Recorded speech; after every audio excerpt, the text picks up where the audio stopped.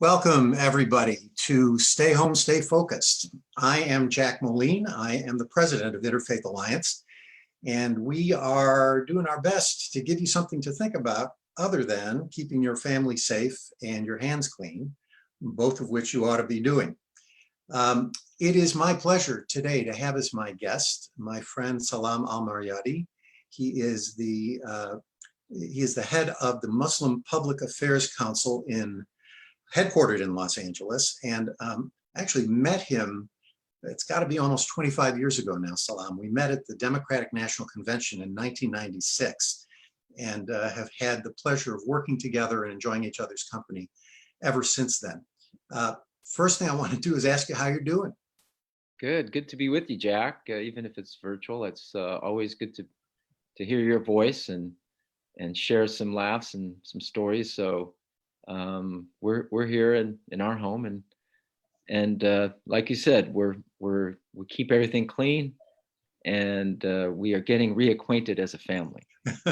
3 of your 5 are home, right? Right.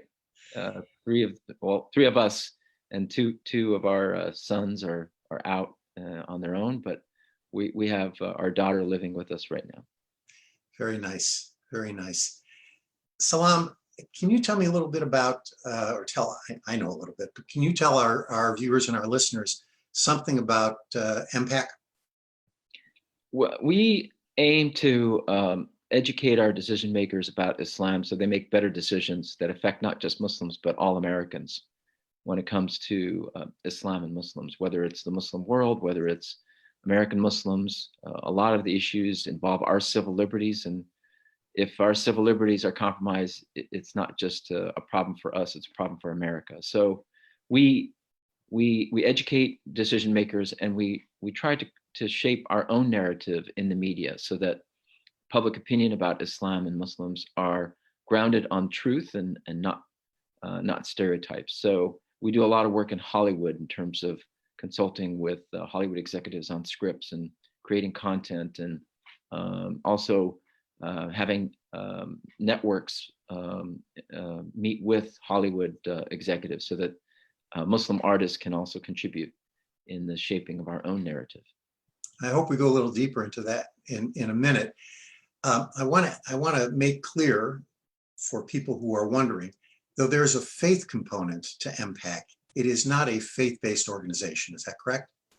Correct. We're not a group of clerics. We're grounded in Islamic values, which are freedom, justice, mercy, compassion, and they're identical with Jewish values, Christian values, American values.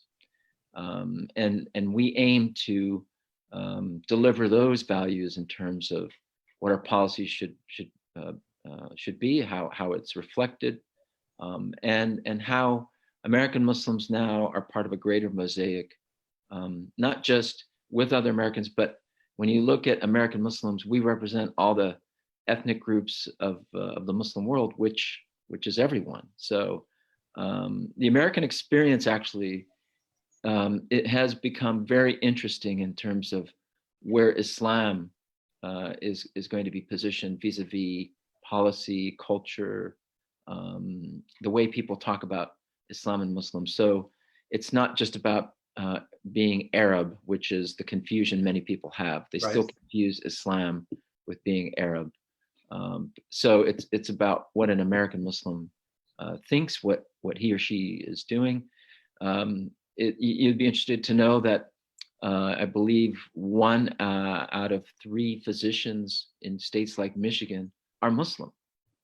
And so 30% of the physicians in Michigan are Muslims. We have many Muslims working on the front lines in combating the coronavirus right now. So that's the image that we need to reflect. It's the truth about the Muslim community, of saving lives, of being there with the rest of the country and providing relief and being our teachers and being involved in our culture. So it's a long ways to go. I think you know very well in terms of stereotyping as it relates to the Jewish community, and we're dealing with the same issue right now. So other than keeping your family safe and fed, which I know is a challenge in these times, what are you focused on during these unusual times? Well, I think you got to look at this issue as a war. This is a war that we're fighting as a country, as humanity. So number one, it is bringing us all together. This war is not targeting one race or one religion or one group. It's targeting all of us. It does not discriminate. Number two, unlike wars in the past, where our wars have taken lives and many innocent lives in Iraq, for example, in Afghanistan, throughout the Middle East, where we see too much war.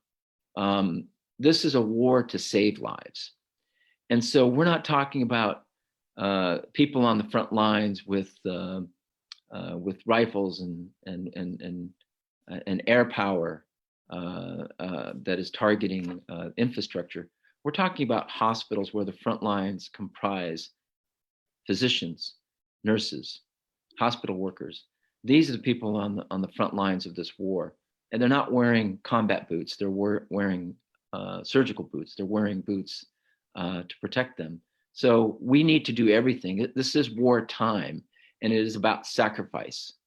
And the sacrifice is already being made, where we see lives lost from this war. And we see physicians themselves being infected, hospital workers being infected.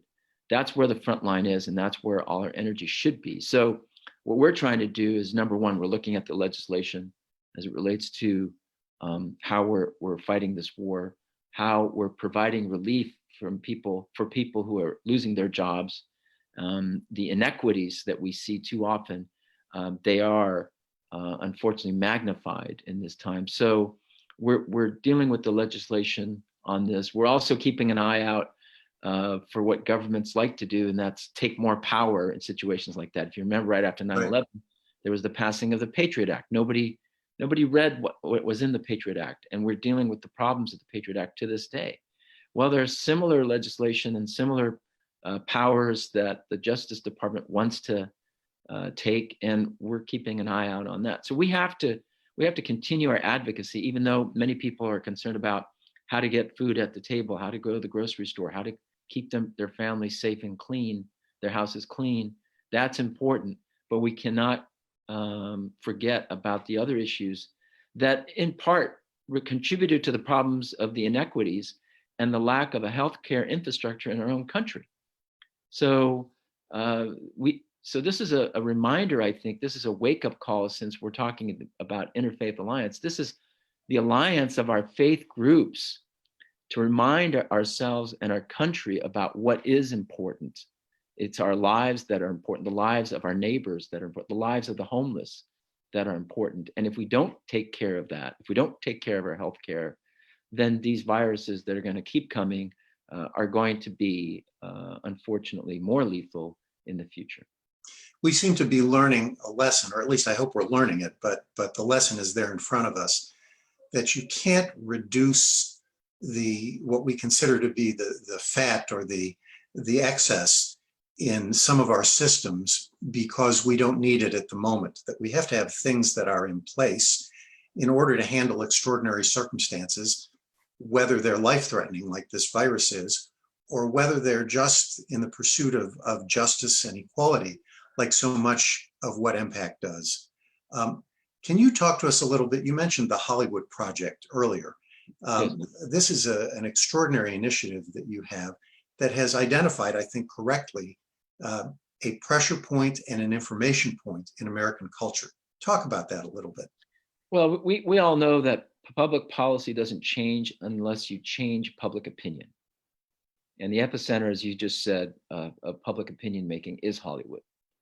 So those who create stories for us that impact and influence and create our culture are the ones that are responsible for the stereotyping, in part for the hate that our community suffers from every day, and so many other communities, whether you're talking about the Jewish community, the Sikh American community, Hispanic, African American, whatever. Hollywood the has Asian community now, especially. Thank you. I'm so happy that you corrected me. But yes, especially now with the Asian American community. So the way, it's so often you watch a movie, it's usually about, to say this, but it's about white people and how they look at the rest, and usually white men. And it's, you know, it's that Rambo. It's all about dealing with the savage, and that savage is me right now.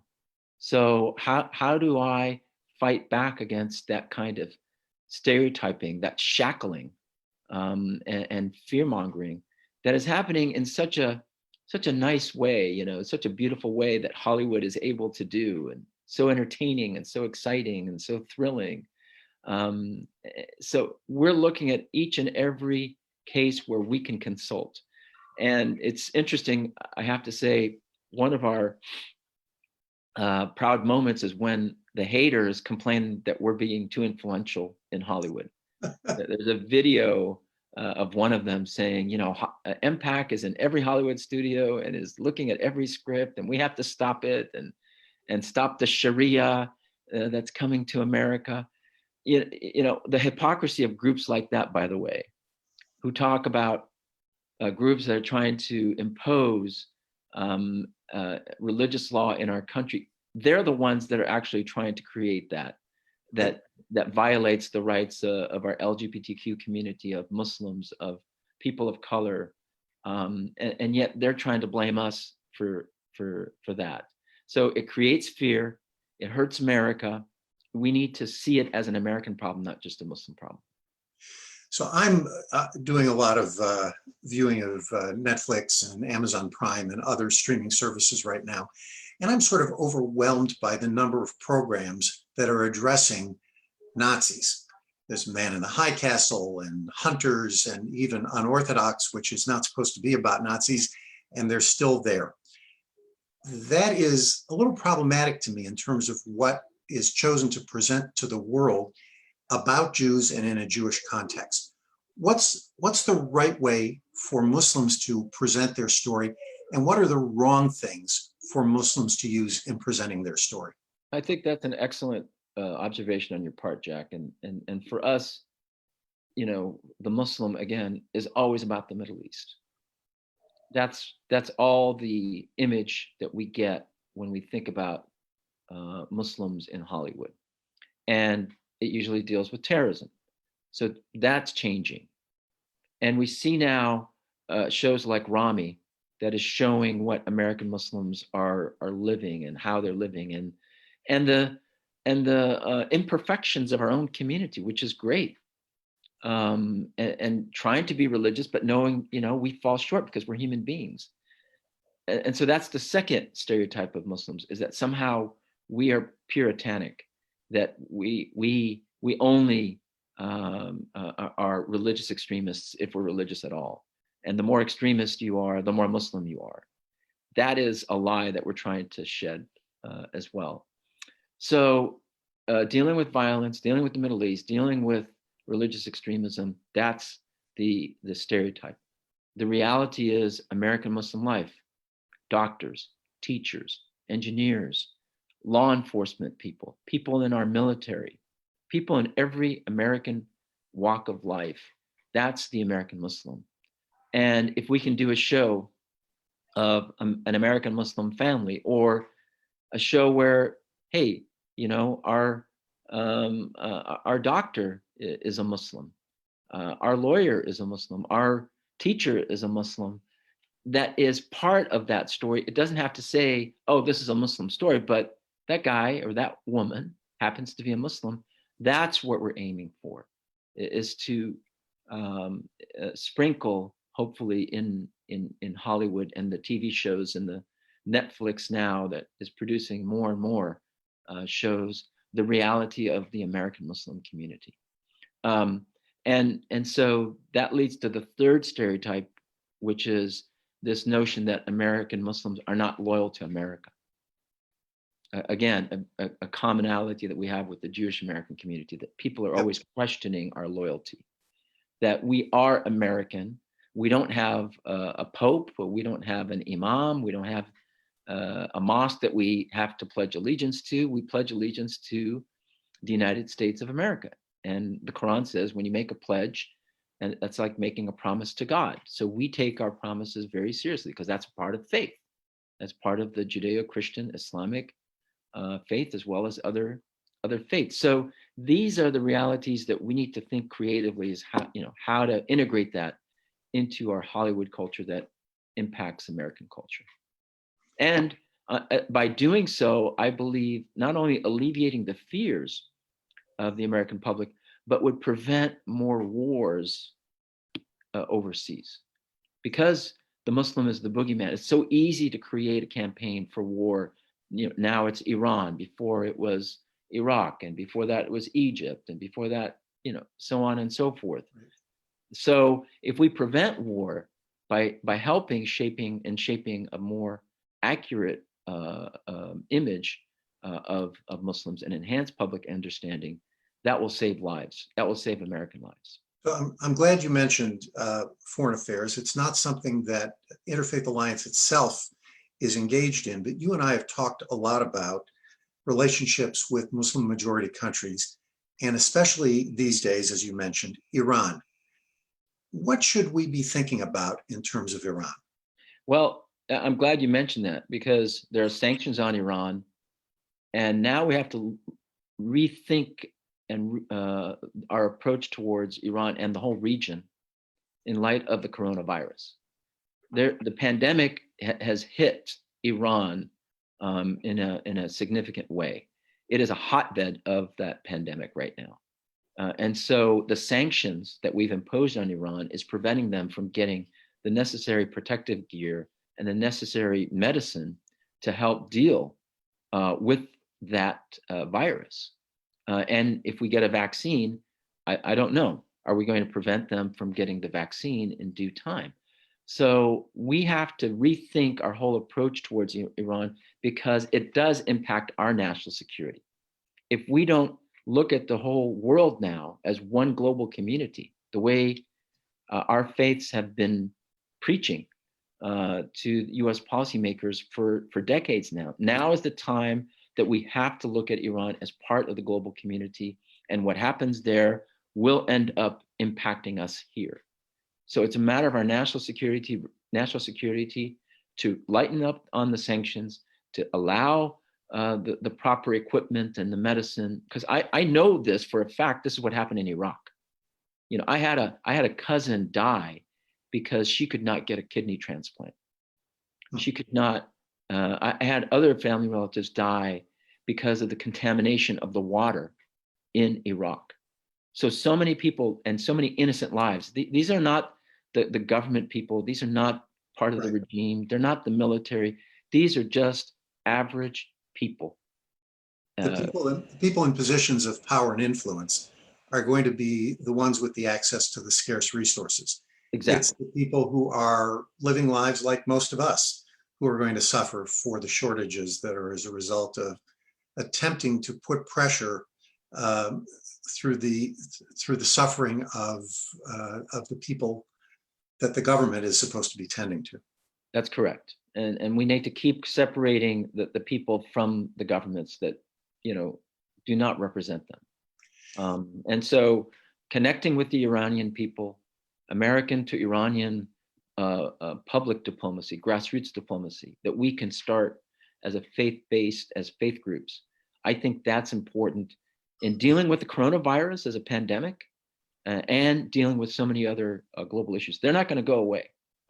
These issues are going to, in many ways, war and refugee crises may exacerbate these pandemics in many ways. So we have to rethink our whole foreign policy as it relates to keeping our homes and our society safe as well. Salam, we're just about at the end of our time, and I want to ask you the question I ask each of my guests as the last one.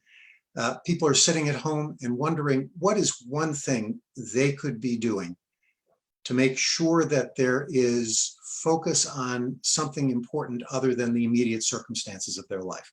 What do you recommend? Well, I would recommend, this is the time to give. And decide where you want to give. We have a tradition in Islam. The Prophet said, even if you're down to your last date, give half a date to a person that is more in need. And so this is the time to think about, if I can give $5, $20, $100, $1,000. Some people can give more.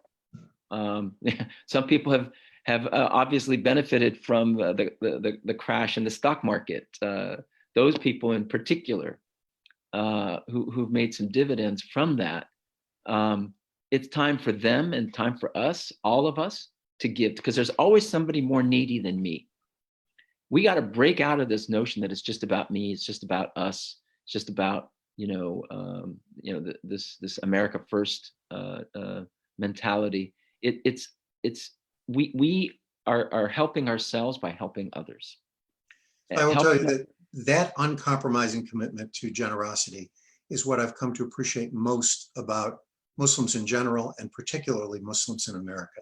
So I appreciate your saying that.